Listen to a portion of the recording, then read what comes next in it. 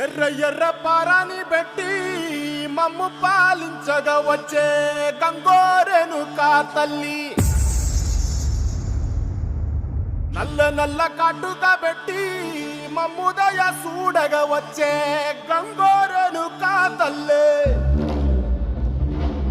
కల్లు కల్లు గజలు కట్టి మమ్ము నడిపించగా వచ్చే గంగోరెను కా తల్లి.